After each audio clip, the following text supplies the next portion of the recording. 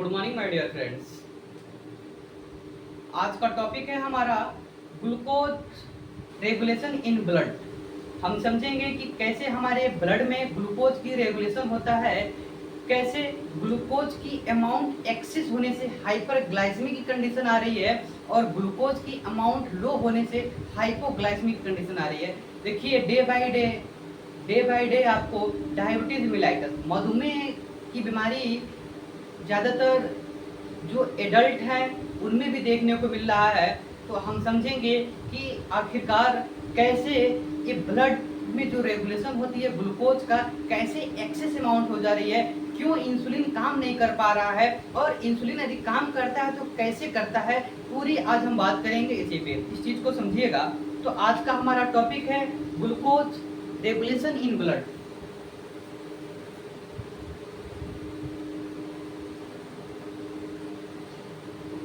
Glucose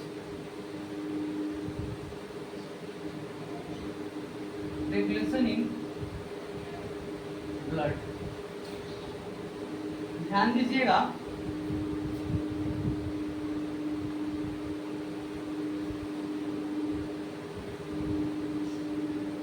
सबसे पहले आपको एक हम रफ डाटा देते हैं। सबसे पहले हम समझते हैं कि हमारे ब्लड में हमारी ब्लड एक फ्लूइड कनेक्टिव टिश्यू है और उस फ्लूइड कनेक्टिव टिश्यू में क्या है, डिफरेंट टाइप्स के प्रोटीन्स आयंस क्या है, डिजॉल्व हैं। तो जो प्रोटीन्स है, कार्बोहाइड्रेट है, फैट है, आयंस की जो क्या देखा डिपोजिशन देखा जा रहा है, जो डिजॉल्व है हमारे ब्लड में, तो कैसे कि वो ग्लूकोज हमारे ब्लड में काम कैसे कर रहा है, कैसे उसकी रेगुलेशन हो रही है, ये समझने से पहले हम सबसे पहले एक रफ डाटा बता रहे हैं आपको कि आप समझिए कि सामान्यतः ब्लड में ग्लूकोज का अमाउंट कितना चाहिए यदि कोई पर्सन फास्टिंग पे है या क्या है, मतलब कि आफ्टर पोस्ट पेरेंडियल, मतलब खाना खाने के 2 घंटे बाद उसकी ब्लड की शुगर क्या होनी चाहिए, या एक डाटा बात करेंगे मतलब मिनिमम ब्लड शुगर कितना होना चाहिए, मैक्सिमम ब्लड शुगर कितना होना चाहिए, जिससे हमें कह सकें कि इस रेंज के बाद से अमाउंट एक्सेस होगा तो हाइपरग्लाइसेमिक बोलेंगे, और ये हम बता सकें कि इससे अमाउंट लो होगा तो हम हाइपोग्लाइसेमिक बोल सकेंगे। किसी मरीज को, किसी पेशेंट को मधुमेह नामक, डायबिटीज मिलाइटस नामक बीमारी है कि नहीं है, उसकी ब्लड में ग्लूकोज की अमाउंट को चेक करके हम बता सकते हैं कि क्या वो पेशेंट डायबिटीज का पेशेंट है कि नहीं है। तो एक हम रफ डाटा आपको बता रहे हैं, देखिएगा। सबसे पहले मिनिमम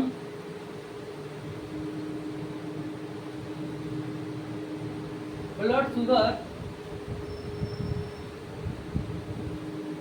मिनिमम ब्लड शुगर देखिए कितना होना चाहिए,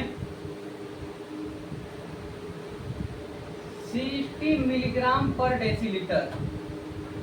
कम से कम 60 मिलीग्राम पर डेसीलीटर हमें क्या चाहिए, ब्लड चाहिए, शुगर चाहिए हमारे ब्लड में, ठीक है। मतलब यदि इससे क्या हो रही है, अमाउंट कम हो जा रहा है तो पेशेंट क्या होगी, हाइपोग्लाइसेमिक कंडीशन होगी, मतलब शॉक क्रिएट होगा, आपको क्या होगा, बार बार झटका लगेगा, मतलब बेहोशी जैसी आपको सिम्टम आने लगेगी। समझ में आया? अब देखिएगा,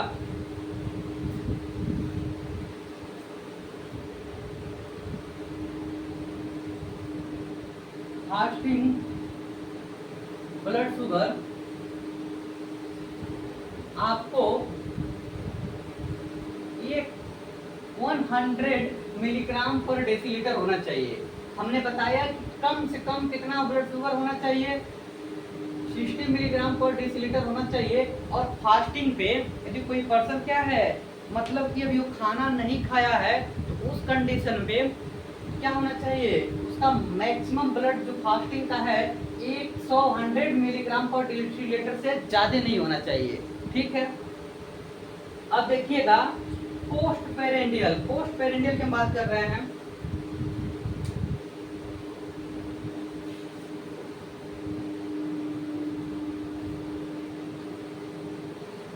पोस्ट पेरेंडियल समझ में आ रहा है कि नहीं, मतलब after a meal,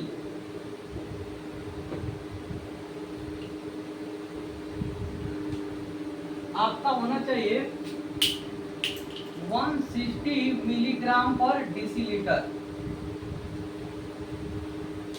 sorry 140 milligram पर डेसीलीटर। मतलब कि खाना खाने के बाद ब्लड शुगर हमारा कितना होना चाहिए, 140 मिलीग्राम पर डेसीलीटर। और खाना खाने से पहले, मतलब हम खाना नहीं खाए हैं उस टाइम पे मैक्सिमम ब्लड शुगर कितना होना चाहिए, 100 मिलीग्राम पर डेसीलीटर। बट ये जो रेंज है मैक्सिमम ब्लड शुगर, देखिएगा मैक्सिमम ब्लड शुगर की हम बात करें तो ये आपका 200 मिलीग्राम पर डेसीलीटर से ज्यादा नहीं होना चाहिए। तो हमने क्या देखा यहाँ पे, हमने यह देखा कि यदि 60 मिलीग्राम से ज्यादा होने से क्या हो रही है, हाइपोग्लाइसेमी की कंडीशन आ रहा है, हाइपोग्लाइसेमी। और 200 से ज्यादा जा रहा है तो क्या हो रही है, हाइपरग्लाइसेमी।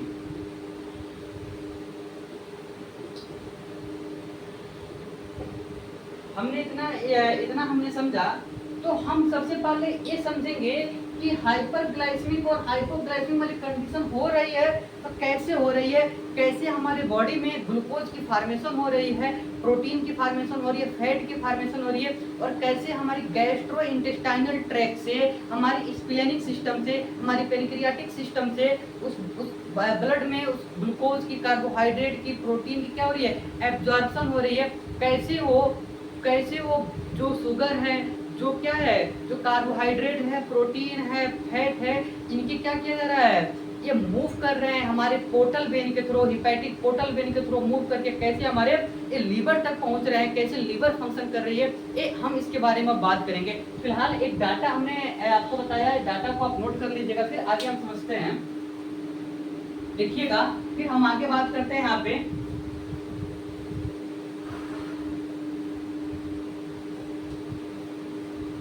आगे हम समझते हैं। देखिएगा, चीजों को ध्यान दीजिएगा।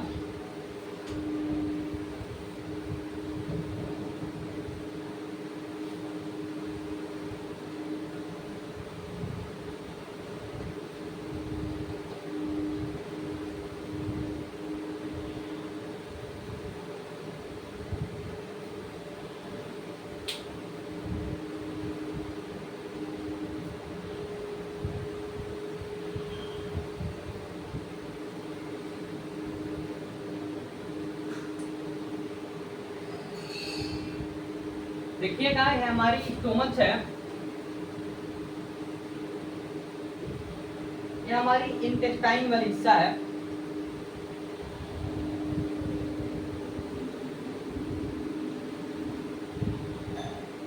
ये हमारी क्या है, पेनक्रियाज है।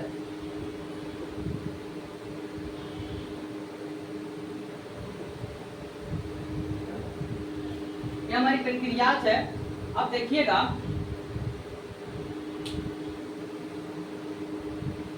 यहाँ पे बहुत सारे सेमी सॉलिड फूड हैं। सेमी सॉलिड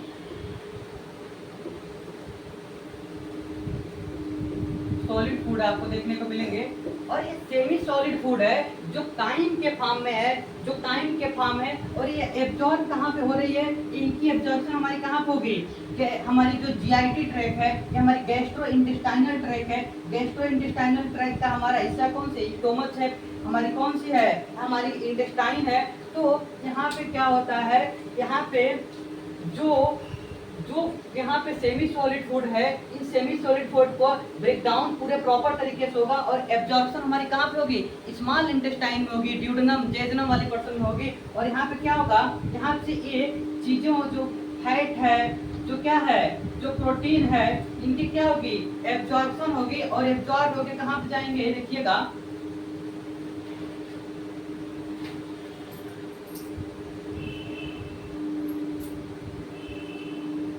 मूव करेंगे हमारी कहाँ पे, हमारी पोर्टल सिस्टम में, और पोर्टल सिस्टम से मूव करके कहाँ जाएंगे,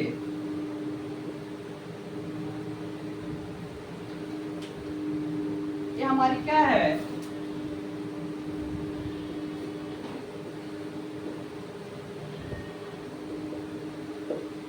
मतलब ये हमारा पोर्टल सिस्टम है, ये हमारा क्या है, ये लीवर है।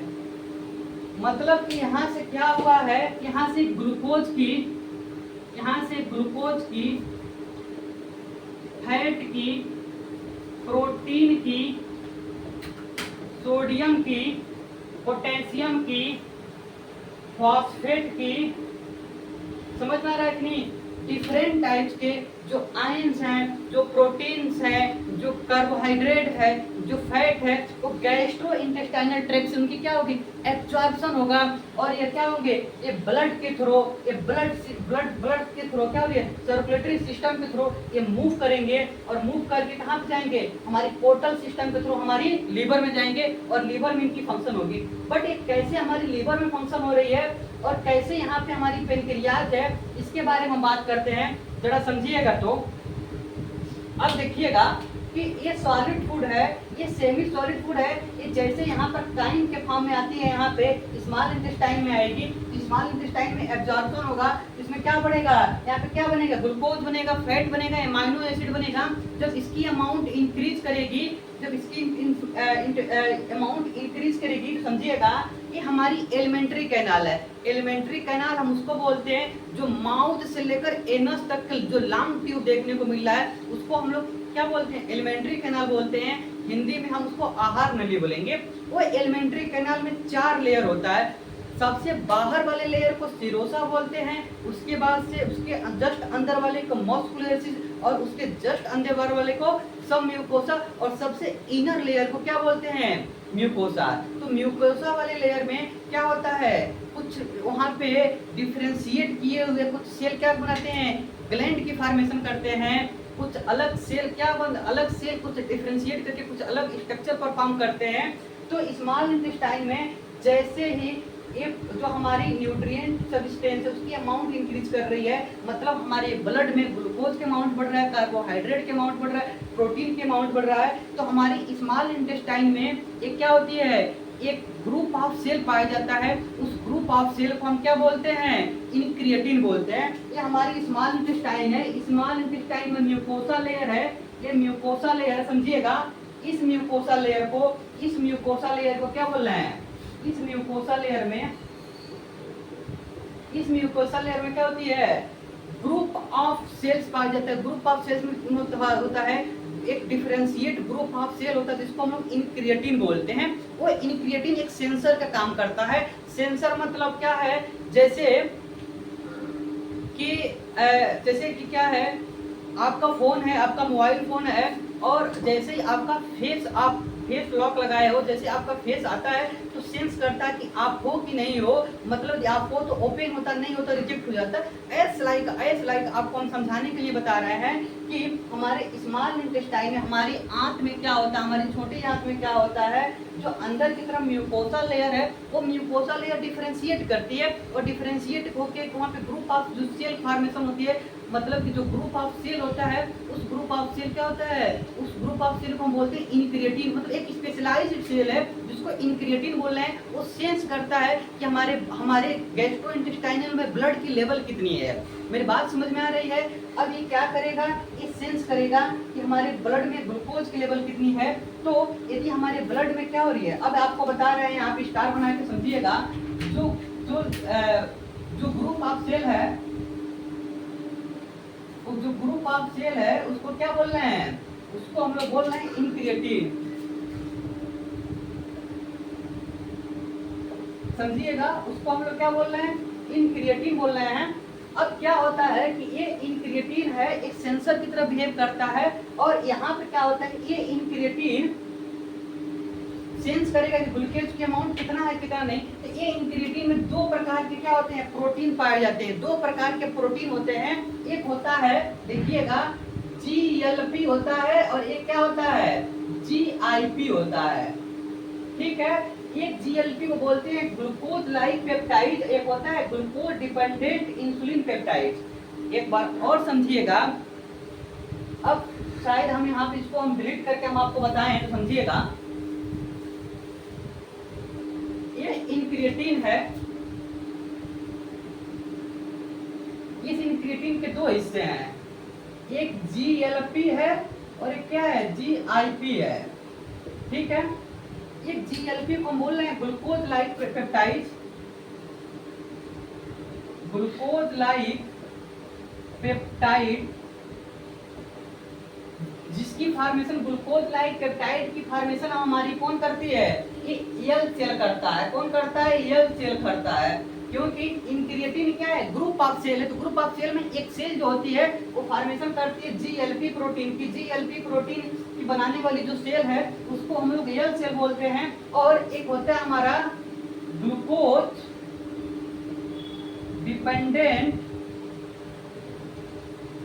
Dependent insulin peptide.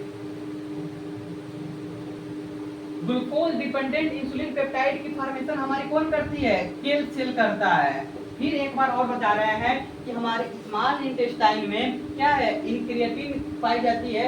इंक्रिएटिन सेंस करती है कि हमारे ब्लड में ग्लूकोज की अमाउंट ज्यादा है या कम है। ठीक है ना, यदि ज्यादा रहता है या कम रहता है उस हिसाब से हम आपको बताएंगे क्या फंक्शन करता है। उसके पहले आप ये समझिएगा कि इस इंक्रिएटिन में एक GLP प्रोटीन होती है, एक GIP प्रोटीन होता है। ये GLP प्रोटीन को बनाने वाली हमारी यल सेल होती है और GIP प्रोटीन को बनाने वाली हमारी के सेल होती है। इतना हमने समझा। अब ये क्या करते हैं समझिएगा, जैसे ही हमारे स्मॉल इंटेस्टाइन में क्या हो रहा है, स्मॉल इंटेस्टाइन में हमारी ग्लूकोज की अमाउंट बढ़ रही है, हमने ओरली, हमने अपने माउथ के थ्रू मतलब क्या किया है, हमने कुछ खाया है, कोई सब्सटेंस खाई, जैसे हमने एप्पल खा लिया। अब एप्पल में क्या है, स्टार्च है, तो बैकग्राउंड उसका होगा क्योंकि स्टार्च क्या है, एक पॉलीसेकेराइड है। अब स्टार्च टूटेगा तो ग्लूकोज ही तो बनाएगा। और मान लीजिए ब्लड में हमारी ग्लूकोज का अमाउंट बढ़ा, मतलब कि हमारी स्मॉल इंटेस्टाइन में ग्लूकोज की अमाउंट बढ़ेगी, तो ये जो सेल है ना, इस सेल क्या होगा, स्टिमुलेट होगा, एक सेंसर क्रिएट करेगा और जिससे क्या होगा, ये GLP प्रोटीन और GIP प्रोटीन एक्टिव हो जाएंगे। जैसे ये GLP और GIP प्रोटीन एक्टिव होंगे ना, ये एक्ट कर देंगे किस पे, पेनक्रियाज पे। अब समझिएगा पेनक्रियाज पे कहाँ एक्ट कर रहे हैं उसको समझिएगा। सबसे पहले समझिएगा पेनक्रियाज जो हमारा है एक हिट्रोक्राइन ग्लैंड है। हिट्रोक्राइन में क्या होती है, हिट्रोक्राइन में मतलब क्या होता है कि जो सेम प्रकार के ग्लैंड ना हो, मतलब कि इसमें क्या है, एक मतलब कि एक्सोक्राइन है और क्या है, एक हमारा इंडोक्राइन है। मतलब एक एक्सोक्राइन ग्लैंड है, इंडोक्राइन ग्लैंड है। पेनक्रियाज एक हिट्रोक्राइन ग्लैंड है। इसके दो हिस्से हैं, एक एक्सोक्राइन बोलते हैं, इंडोक्राइन बोलते हैं। अब इंडोक्राइन में क्या होती है, आइसोलेट ऑफ लैंगरहैंस एक सेल पाया जाता है।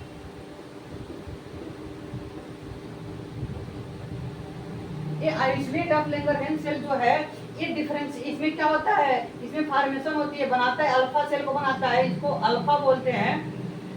ये बीटा को बनाता है, ये गामा को बनाता है और डेल्टा को बनाता है। अल्फा, बीटा, गामा और डेल्टा की फॉर्मेशन हमारे इंडोक्राइन से हो रही है। तो ये अल्फा सेल होती है ग्लूकागॉन का फॉर्मेशन करवाता है और बीटा सेल होती है हमारी इंसुलिन की फॉर्मेशन करवाती है, हमारी इंसुलिन की फॉर्मेशन करवाती है। समझिएगा हमारी पेनक्रियाज, इस पेनक्रियाज पे हमारी GLP काम करेगी और GIP काम करेगा। समझिएगा GLP और GIP काम करेगी हमारी पेनक्रियाज की इंडोक्राइन ग्लैंड पे, इंडोक्राइन ग्लैंड की बीटा सेल पे। अब समझते हैं, आपको एक बार पूरा हटा के आपको बताते हैं, समझिएगा एक बार और आप लोग।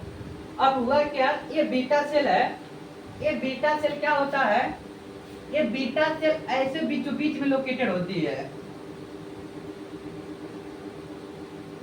ये हमारी बीटा सेल है और बीटा सेल के चारों तरफ कौन से होता है, अल्फा सेल होता है। और अल्फा के बीचों बीच में, मतलब कि अल्फा के दोनों अल्फा के बीच में हमको गामा देखने को मिलेगा।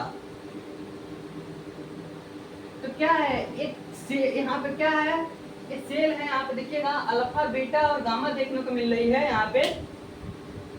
अब क्या होता है, ये बीटा सेल है, ये बीटा सेल क्या करती है, इंसुलिन बनाती है। ठीक है, अब बीटा सेल इंसुलिन कैसे बना रही है, यही हमको समझना है। यही हमें समझना है कि हमारे बॉडी में ग्लूकोज की रेगुलेशन कैसे हो रही है, मतलब हमारे ब्लड में ग्लूकोज की रेगुलेशन को करने के लिए इंसुलिन निर्भर है, इंसुलिन पे हम डिपेंड है। मतलब कि कुछ ऐसे पेशेंट होते हैं जिनमें क्या होती है, जन्मजात मतलब कि डायबिटीज टाइप 1 की बीमारी होती है। मतलब कि शुरुआत में ही क्या होता है कि उनकी शरीर में इंसुलिन की फॉर्मेशन नहीं होती है। और कुछ लोग ऐसे होते हैं जिनकी डायबिटीज 2 की बीमारी होती है। मतलब कि उनके शरीर में तो इंसुलिन काम कर रहा था शुरुआती रूप में, बट धीरे धीरे क्या हो गया, इनसेंसिटिव हो गई है हमारी इंसुलिन, जिसकी वजह से क्या हो रहा है, इंसुलिन काम नहीं कर रही है।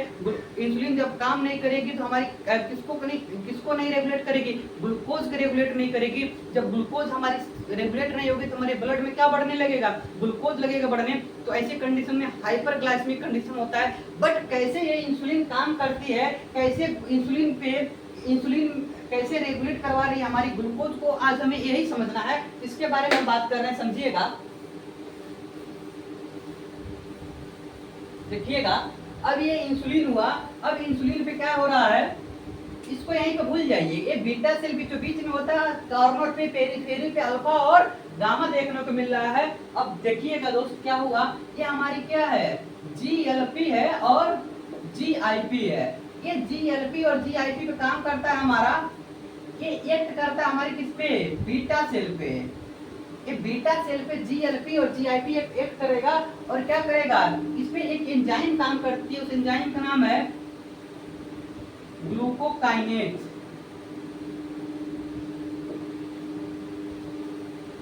जीएलपी है और जीआईपी है। जीएलपी को क्या बोले थे, ग्लूकोज लाइक पेप्टाइड, और किसको क्या बोलते हैं, ग्लूकोज डिपेंडेंट इंसुलिन पेप्टाइड। हमने समझा दोनों चीज को। इस पे काम कर रहा है ग्लूकोकाइनेज, और एक कौन सा सेल है, ये बीटा सेल है। और बीटा सेल पे जैसे ग्लूकोकाइनेज काम करेगा, ये कन्वर्ट कर देगा किसको, ग्लूकोज 6 फॉस्फेट में, ग्लूकोज 6 फॉस्फेट में कन्वर्ट कर देगा। मतलब कि आप साइटोप्लाज्म में ग्लाइकोलिसिस आपने देखा होगा, पढ़ा होगा, तो क्या हो रही है, ये हमारी जो है मतलब सेल की, बीटा सेल की साइटोप्लाज्म में क्या होती है, ग्लाइकोलिसिस की फंक्शन चलती है, ग्लूकोज की ब्रेकडाउन का फंक्शन चलता है। उसको तोड़ने के लिए क्या होती है, यहाँ पे एंजाइम काम करती है। मतलब यहाँ पे क्या है, यदि यहाँ पे हमारी ग्लूकोज है, ग्लूकोज क्या हो रही है, अब ग्लूकोज पे काम कर रहा है, ग्लूकोकाइनेज कन्वर्ट कर दे रहे हैं ग्लूकोज 6 फॉस्फेट में। जैसे ही क्या होगा, ये फॉस्फोराइलेटेड हो रहा है, ये फॉस्फोराइलेटेड होगा, मतलब इसमें फॉस्फेट ऐड होगा, जिसके पास क्या हो जाएगी, एनर्जी क्रिएट हो जाएगा। मतलब इसके पास एक ऐसा बॉन्ड बन गया है जो फॉस्फेट क्रिएट किया है, मतलब इसके पास एनर्जी रिच हो गया है। जैसे एनर्जी रिच होगा तो क्या होगा, इसमें क्या होगा, ये फिर से फर्दर साइकिल चलेगी, और ये फर्दर साइकिल कहाँ पे चलेगी हमारी, ये फर्दर साइकिल चलेगी साइटोप्लाज्म में, पर बनेगा पाइरुविक एसिड बनेगा। देखिएगा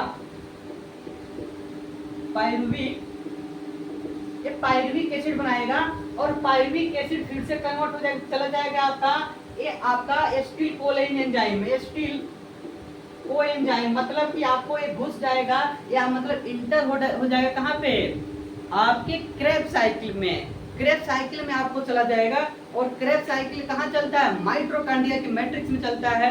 समझ में आ रहा है कि नहीं। और यहाँ पे देखिएगा, यहाँ पे क्या होगा, और ये माइटोकॉन्ड्रिया के आउटर मेम्ब्रेन में क्या चल रही है, एसिटिल कोलिन है, मतलब क्रेब्स साइकिल चल रहा है। और यहाँ पे क्या होगा, फिर से फर्दर आपको ईटीएस चलेगा, इलेक्ट्रॉन ट्रांसपोर्ट काम करेगा माइटोकॉन्ड्रिया के इनर मेम्ब्रेन में। माइटोकॉन्ड्रिया एक सेल ऑर्गेनेल है, उस सेल ऑर्गेनेल में क्या हो रही है, एटीएस चलता है, और एटीएस चलेगा तो क्या बनेगा, जरा बताइएगा, तो एटीपी बनेगा। मतलब कि क्या बना, आपका एटीपी बना। अब समझिएगा, यहाँ पे ये एटीपी बन गया ना, ये कैसे काम करवा रहा है इंसुलिन को, हमको यही समझना है यहाँ पे। तो हमने अब क्या बना लिया, एटीपी बना लिया, ठीक है। अब समझिएगा, यहाँ पे पूरा हटा रहे हैं चीजों को।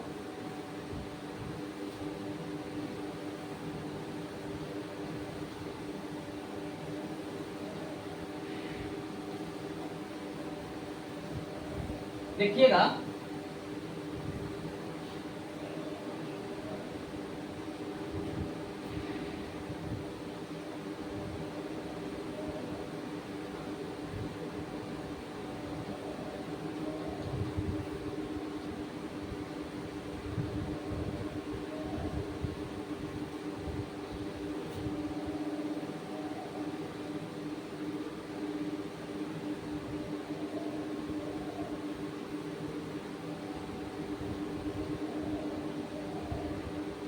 मेरी बात को समझिएगा।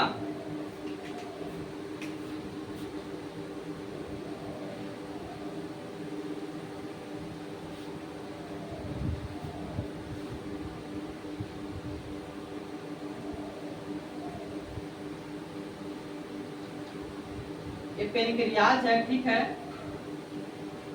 ये स्मॉल इंटेस्टाइन है,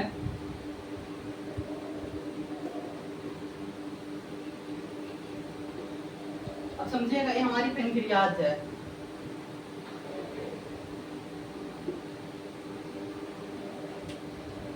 यहीं पे तो आपको क्या देखने को मिल रहा था, ग्रुप ऑफ सेल देखने को मिल रहा था म्यूकोसा में, और इसी को तो इनक्रिएटिन बोलते हैं। अब ये इनक्रिएटिन का हम फंक्शन थोड़ा सा आपको बता दे रहे हैं। अभी हमने क्या बनाया है, अभी हमने एटीपी बना लिया है, एटीपी हमने बना लिया है, जरा समझिएगा। तो ये एटीपी हमने बनाया है, ये बात तो ठीक है, बट ये जो म्यूकोसल में म्यूकोसल सेल को डिफरेंशिएट करके यहाँ पे क्या बना रहे हैं, म्यूकोसल सेल में इनक्रिएटिन बना रहा था। ये इनक्रिएटिन क्या करता है, यहाँ पे जो सेमी सॉलिड फूड देखने को मिल रहा था,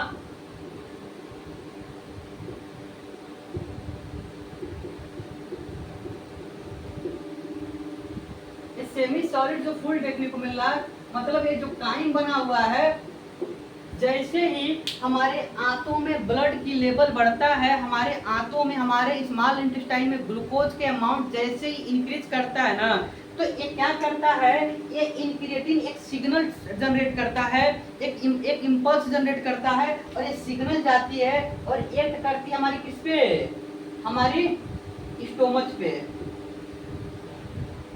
स्टोमच पे एक सिग्नल एक्ट कर रहा है, मतलब कि ये मोटर नर्व जो है,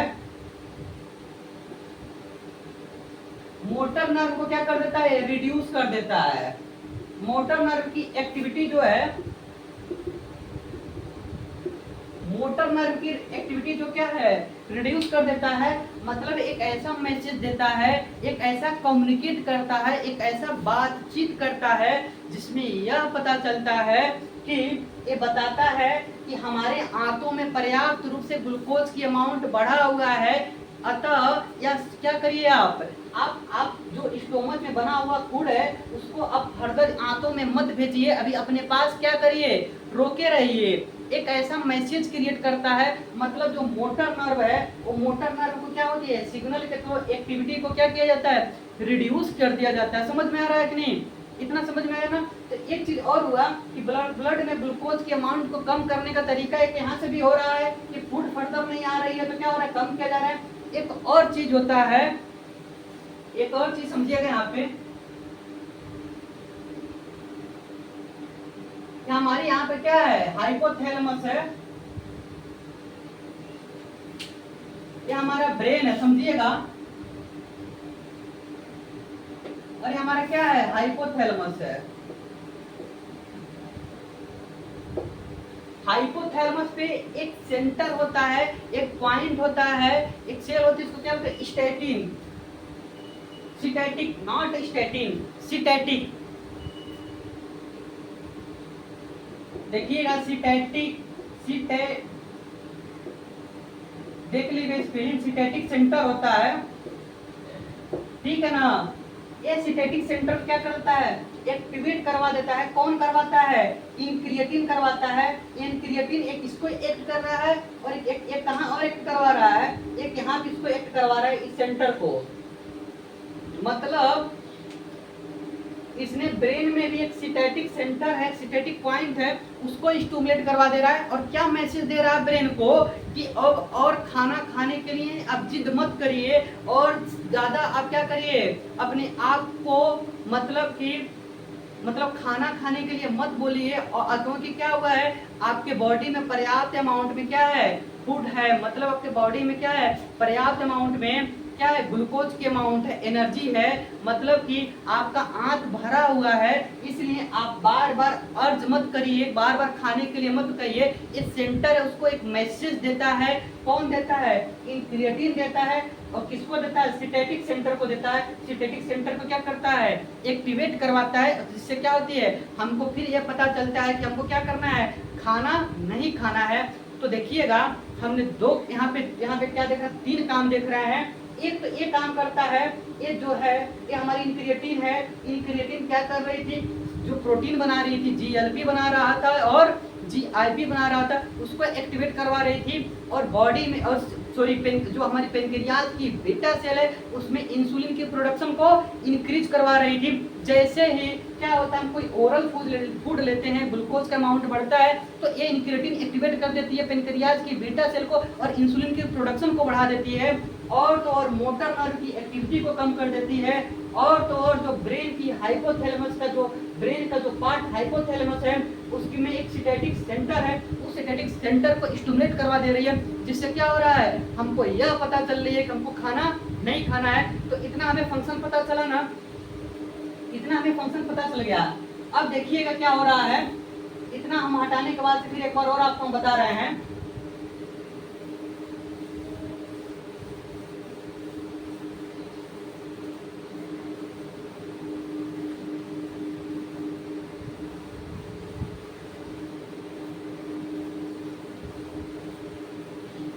देखिएगा क्या बना है, एटीपी। एटीपी की फॉर्मेशन कहां से हुई है, ग्लूकोज से हुई है।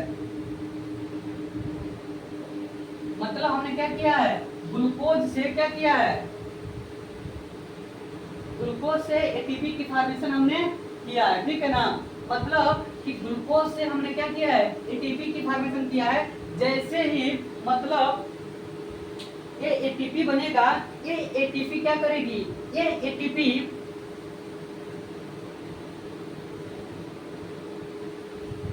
ये हमारी सेल मेम्ब्रेन है, ठीक है ना।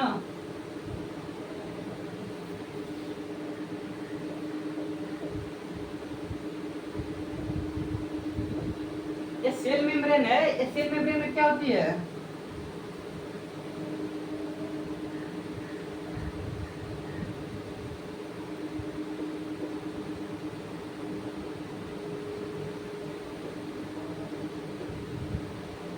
सेल मेम्ब्रेन में क्या होता है, एक पोटेशियम चैनल होता है। एक पोटेशियम चैनल क्या होता है, ओपन होता है, खुला हुआ पोटेशियम चैनल देखने को मिलता है। अब जैसे ही क्या होता है, ये एटीपी आती है, कौन आता है, ये एटीपी आता है। मतलब एटीपी हमारी आ रही है, ये एटीपी है और किससे बाइंड कर रही है, ये एटीपी बाइंड कर जा रही है इस चैनल से, ठीक है ना।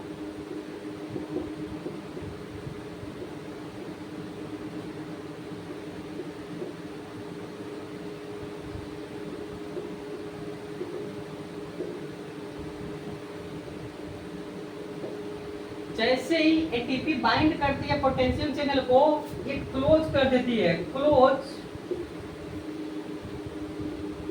Potassium channel. अब देखिएगा जैसे ही पोटेशियम चैनल क्लोज होता है तो पोटेशियम क्या है, एक कैटायन है। कैटायन मतलब क्या होता है, जिसपे प्लस चार्ज हो, मतलब कि इसपे क्या है, ये प्लस चार्ज है, कैटायन है। तो धीरे धीरे क्या होगा, एक क्लोज हो जाएगी तो सेल के अंदर में क्या हो जाएगा, सेल के अंदर वाली जो मेम्ब्रेन है इसमें निगेटिव चार्ज और बढ़ता जाएगा। मतलब क्या होती है, सेल मेम्ब्रेन की इनर साइड में क्या होती है, जो हमारी क्या पोलैरिटी है, मोर निगेटिव होगा, मोर निगेटिव होगा। समझ में आ रहा है कि नहीं। जैसे ही क्या हो रही है, ये मोर निगेटिव होती है, लेकिन जैसे जैसे एटीपी बाइंड करता है, एटीपी बाइंड करता है तो पोटेशियम को ब्लॉक करता है और पोटेशियम हमारी क्या होती है, ब्लॉक हो जाती है। बट कुछ क्या होता है, कुछ ऐसे चैनल होते हैं जो लीकेज होते हैं, मतलब वहां से पोटेशियम लीक करता रहता है। धीरे धीरे धीरे क्या होता है, पोटेशियम लीक करेगा, करते करते क्या होगा, एक ऐसी कंडीशन आएगी, क्या होगा, अंदर की तरफ फर्दर आपको प्लस चार्ज देखने को मिलेगा। मतलब इनर सरफेस पे क्या होगी, पोलैरिटी चेंज करेगी, डीपोलराइजेशन टाइप केस देखने को मिलेगा। मतलब कि यहाँ पर क्या हो जाएगा, जैसे यहाँ पे प्लस चार्ज क्रिएट होने लगेगी, जो हमारी वोल्टेज होती है रेस्टिंग मेम्ब्रेन की, जो रेस्टिंग मेम्ब्रेन की जो पोटेंशियल होती है ये -70 मिली वोल्ट होता है, समझिएगा। ये एक क्या हमारी, ये हमारी पोलराइजेशन की केस है। बट ये क्या होता है, देखिएगा हमारी क्या है, यहाँ पे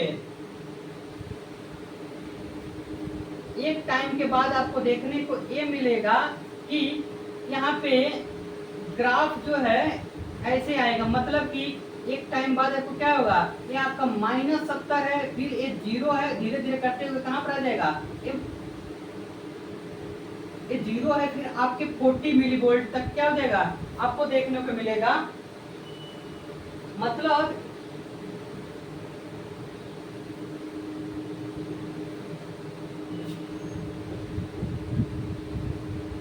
या इसको अभी यहाँ पे इसको ना समझ के पहले अब अभी आप इसको ये समझिएगा, यहाँ पे कॉम्प्लेक्स अभी आपको क्रिएट हो जाएगा। ये आपको जब हम नर्व वाला पढ़ाएंगे तो समझाएंगे, बट फिलहाल आप यहाँ पे समझिएगा। ये रेस्टिंग मेम्ब्रेन पोटेंशियल है, ये -70 मिली वोल्ट है, बट जैसे जैसे पोटेशियम लीकेज हो जाता है धीरे धीरे ये क्या होता है 0 आएगा और क्या हो जाएगा ये प्लस की तरफ मूव करेगा पोटेंशियल, और क्या हो जाएगा ये +40 हो गया, प्लस क्या होगा +30 हुआ, +40 हुआ की तरफ क्या होगा एक आपको पोटेंशियल देखने को मिलेगा, एक्शन पोटेंशियल जनरेट होगा। जैसे जैसे पोटेशियम लीक होगा, जैसे जैसे पोटेशियम लीक होगा ना तो क्या होगा, यहीं पे एक आपको और लगा रहता है कैल्शियम चैनल है, एक कैल्शियम चैनल है, एक कैल्शियम चैनल क्या हो जाता है ओपन हो जाता है। क्या होता है कि जैसे जैसे ये इम्पल्स आपका -70 से लेकर 0 की तरफ मूव करता है, मतलब टुवर्ड प्लस की तरफ मूव करता है, ऐसे कंडीशन में एक क्या होती है एक स्टिमुलस मिलता है, किसको कैल्शियम वाले चैनल को, कैल्शियम वाले चैनल का स्टिमुलस मिलता है, जिससे कैल्शियम चैनल क्या हो जाती है ओपन हो जाती है। समझ में आया कि नहीं आया। अब जैसे ही कैल्शियम चैनल ने ओपन हुआ, देखिए क्या किया एटीपी कर रहा है, एटीपी हम बनाए हैं ग्लूकोज से, अब एटीपी जैसे इसे बाइंड करता है जिससे चैनल को क्लोज करा देता है और धीरे धीरे क्या हो जाती है निगेटिव होने लगता है, और कुछ समय बाद क्या होती है यहाँ से पोटेशियम की जो लीकेज होता है जिससे क्या होती है मेम्ब्रेन की पोलैरिटी में चेंज देखने को मिलता है, मतलब मोर निगेटिव टू मोर पॉजिटिव आती है एक कंडीशन। ऐसे कंडीशन में क्या होता है कि जैसे ही हम प्लस की तरफ मूव करते हैं तो कैल्शियम की चैनल ओपन हो जाती है, जब कैल्शियम की चैनल ओपन हो जाएगी ना तो देखिएगा क्या होता है, अब जैसे ये कैल्शियम की चैनल ओपन हो रही है तो ये कैल्शियम की चैनल एक्ट करती है एक टान प्री प्रो इंसुलिन पे।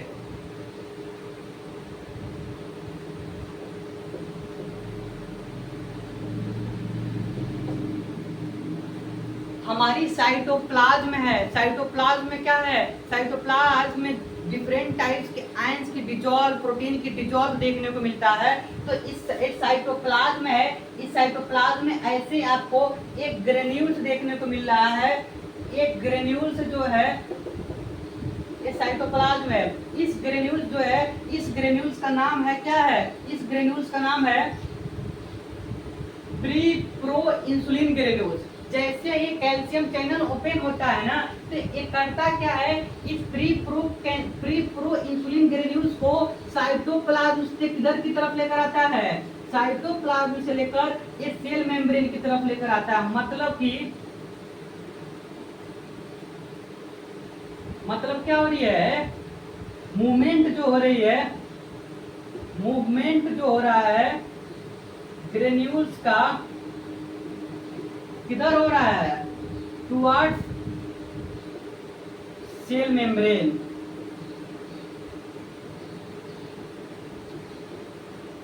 मतलब हुआ क्या कि जो प्री प्रो इंसुलिन है जैसे ये कैल्शियम चैनल ओपन होता है पोलैरिटी चेंज होती है तो प्री प्रो इंसुलिन ये साइटोप्लाज्म में ऐसे फ्लो करता रहता है। जैसे ही कैल्शियम चैनल ओपन होगी तो प्री प्रो इंसुलिन मूव करेगा टुवर्ड्स पेरिफेरी, मतलब कि सेल मेम्ब्रेन की तरफ। इतना हमें बात समझ में आया ना। अब बात को समझिएगा, जैसे ये प्री प्रो इंसुलिन कहाँ पे मूव कर रही है हमारी ये पेरिफेरी की तरफ, देखिएगा क्या होता है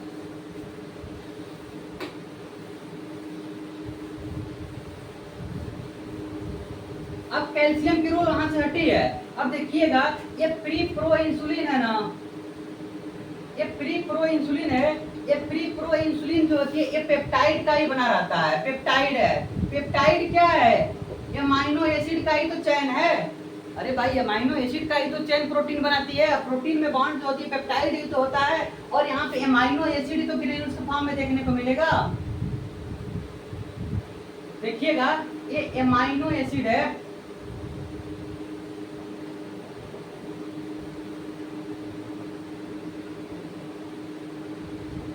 ये अमाइनो एसिड ग्रेन्यूल्स है। अब होता क्या है कि इस अमाइनो एसिड ग्रेन्यूल में क्या होती है, ये सेगमेंट कट जाता है, ये कट हो जाता है सेगमेंट में, और कट हो जाता है, और कट होने के बाद से ये जो मेम्ब्रेन होता है ये प्री प्रो इंसुलिन को एक्टिवेट करवाता है। मतलब कि क्या करवाएगा, उसको स्टिमुलेट करेगा, उसको सेंसिबल करेगा, मतलब कि स्टिमुलेट करवाएगा प्री प्रो इंसुलिन को। ठीक है, बचा आपका इतना पोर्शन, समझ में आ रहा है कि नहीं। अब इस पोर्शन में क्या होता है, फर्दर आपको क्या होता है, फर्दर आपको क्या होता है, आपको कट देखने को मिलता है। जब यहाँ पर क्या होता है, ये सेगमेंट फर्दर ब्रेक करता है तो ये पर बनाता है आपको सी पेप्टाइड। ये सी पेप्टाइड बनाता है, और ये सी पेप्टाइड क्या हो जाता है, मूव कर जाता है, बाहर की तरफ हो जाता है। बचता है इतना आपको, इसमें डाइसल्फाइड बांड होता है। इसमें जो बांड हो देखने को मिलती है बॉन्ड में, ये जो सेगमेंट इसमें जो बांड देखने को मिलती है डाइसल्फाइड का।